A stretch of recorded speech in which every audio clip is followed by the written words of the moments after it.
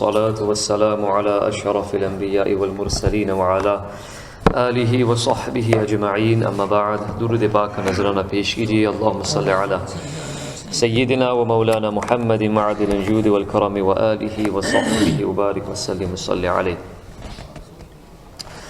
امام جلال الدین سیوطی رحمۃ اللہ علیہ کی مشہور و معروف تصنیف احوال آخر کے سلسلے میں شرح الصدور میں سے بہت ساری احادیث کریمہ اور روایات آپ نے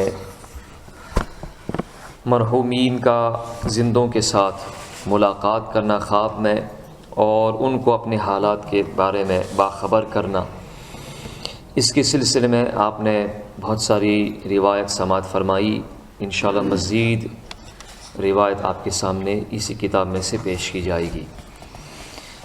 سیدنا ابو یحییٰ مستملی ابن حمام رحمہم اللہ جمیعاً کا بیان ہے کہ میں نے حضرت سیدنا ابو حمام رحمۃ اللہ علیہ کو بعد وفات خواب میں دیکھا تو ان کے سر پر قندیلیں لٹک رہی تھیں۔ میں نے پوچھا کہ اے ابو حمام یا ابو حمام، ان قندیلوں تک رسائی کیسے ہوئی؟ فرمایا یہ قندیل حدیث حوض کوثر، یہ والی حدیث شفاعت، یہ قندیل فلاں حدیث بیان کرنے کا انعام ہے، یعنی جو حدیث شریف میں بیان کر رہا تھا اس کے صدقے میں اللہ تعالیٰ نے مجھے یہ نورانی قندیل عطا فرمائی ہے۔ سبحان اللہ۔ سیدنا سفیان ابن عیینہ رحمۃ اللہ تعالی علیہ بیان کرتے ہیں کہ میں نے سیدنا امام سفیان ثوری رحمۃ اللہ تعالی علیہ کو وصال کے بعد خواب میں دیکھا تو عرض کی کہ مجھے نصیحت کیجیے۔ فرمایا لوگوں سے کم ملا کرو، یعنی تنہائی اختیار کرو۔ میں نے کہا کچھ اور فرمائیے۔ فرمایا ان قریب یہاں وارد ہوگے تو جان جاؤ گے۔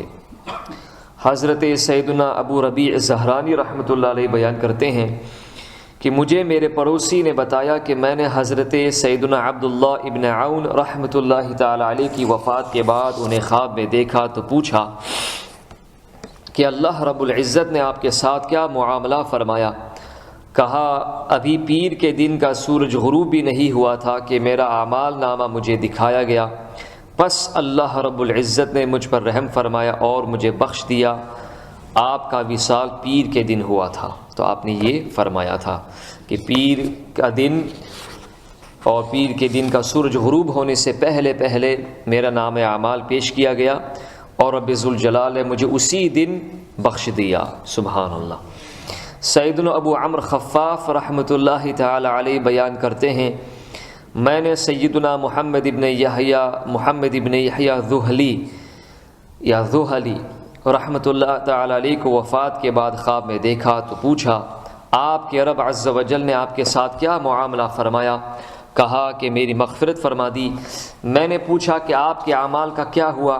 کہا کہ سونے کے پانی سے لکھ کر اعلیٰ علیین میں بلند کر دیے گئے۔ سبحان اللہ، ان کے اتنے اچھے اعمال تھے کہ ان کے اعمال کو سونے کے قلم سے، سونے کے پانی سے لکھا گیا اور اعلیٰ علیین یعنی بہت بلند و بالا منازل پر پہنچائے گئے۔ استاد ابو ولید رحمۃ اللہ علیہ بیان کرتے ہیں کہ میں نے سیدنا ابن عباس اصم رحمۃ اللہ علیہ کو خواب میں دیکھا تو پوچھا یا شیخ اب آپ کہاں ہوتے ہیں؟ فرمایا میں ابو یعقوب بویطی اور ربیع ابن سلیمان کے ساتھ سیدنا امام شافعی رحمۃ اللہ علیہ کے پڑوس میں ہوں اور ہم روزانہ ان کی دعوت میں حاضر ہوتے ہیں۔ سیدنا سہیل رحمۃ اللہ تعالی علیہ بیان کرتے ہیں کہ سیدنا مالک ابن دینار رحمۃ اللہ تعالی علیہ کی وفات کے بعد میں نے انہیں خواب میں دیکھا تو پوچھا کہ آپ بارگاہ الہی میں کیا لے کر حاضر ہوئے؟ فرمایا میں تو بہت زیادہ گناہ لے کر حاضر ہوا تھا، یعنی از راہ تواضع ان کے ساری یہ بات انہوں نے بیان فرمائی۔ کہتے کہ میں تو بہت زیادہ گناہ لے کر حاضر ہوا تھا مگر اللہ رب العزت سے حسن ظن رکھنے نے سارے گناہ مٹا دیے، یعنی اللہ تعالیٰ کے ساتھ میرا اچھا گمان تھا، اسی اچھے گمان کی برکت سے میرے سارے گناہ مٹا دیے گئے۔ سبحان اللہ۔ تو ہمیں بھی اللہ تعالیٰ سے اچھا گمان رکھنا چاہیے۔ ایک یمنی خاتون کا بیان ہے کہ میں نے حضرت سیدنا رجاء ابن حیوہ رحمۃ اللہ علیہ کو خواب میں دیکھا تو پوچھا کہ کیا آپ کی وفات نہیں ہو گئی، کیا آپ کا وصال نہیں ہوا؟ انہوں نے فرمایا ہاں ہو گئی ہے، میری وفات ہو گئی، لیکن آج اہل جنت میں اعلان کیا گیا کہ جراح ابن عبداللہ کا استقبال کریں۔ یہ خواب حضرت سیدنا جراح رحمۃ اللہ علیہ کے وصال کی خبر آنے سے پہلے دیکھا گیا تھا۔ جب ان کے وصال کی خبر آئی تو اندازہ لگانے پر معلوم ہوا کہ وہ اسی خواب والے دن یعنی آذربائیجان میں شہید ہوئے تھے، اور ان کے استقبال میں اللہ تعالیٰ نے تمام اہل جنت کو حکم دیا کہ ان کے استقبال کے لیے آپ تیار ہو جائیں۔ سبحان اللہ۔ بیت المقدس کی ایک خاتون کا بیان ہے کہ سیدنا رجاء ابن حیوہ رحمۃ اللہ علیہ ہمارے ہم مجلس تھے اور بہت ہی اچھے تھے۔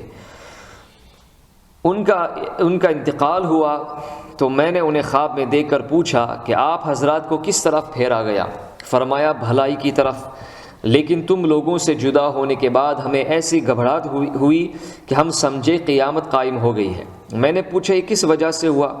فرمائے کہ حضرت سیدنا جراح رحمۃ اللہ علیہ اور ان کے ساتھی اپنے بھاری اعمال کے ساتھ جنت میں داخل ہوئے تھے، حتیٰ کہ جنت کے دروازے پر بھیڑ لگ گئی تھی، ان کے استقبال کے لیے بھیڑ لگ گئی تھی۔ سبحان اللہ۔ اور یہاں پر ایک روایت نقل فرماتے ہیں کہ اللہ اکبر کہنے کا انعام کیا ہے اور تہمت کا وبال کیا ہے۔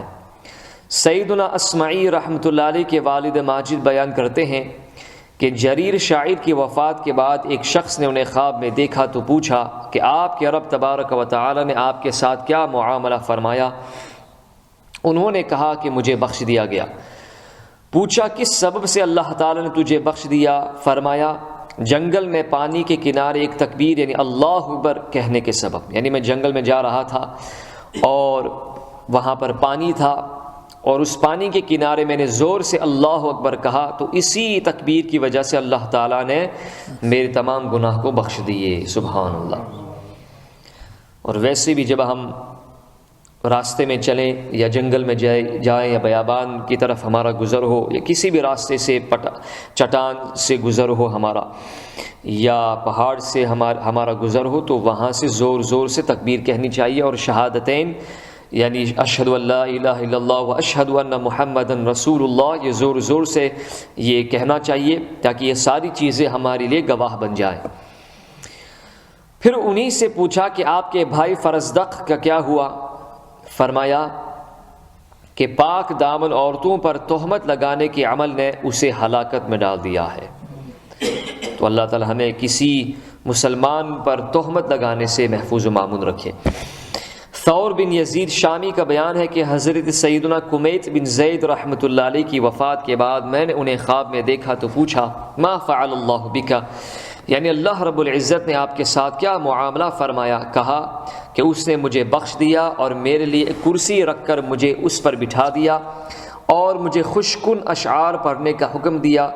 جب میں شعر پر پہنچا حنانیک رب الناس من ان یغرنی کما غرہم شرب الحیات المسردی، جس کا ترجمہ ہے کہ اے لوگوں کے پروردگار تیری رحمت در رحمت ہے کہ جس طرح دنیا کی نامکمل سیرابی نے لوگوں کو دھوکے میں ڈالا وہ مجھے دھوکے میں نہ ڈال سکی۔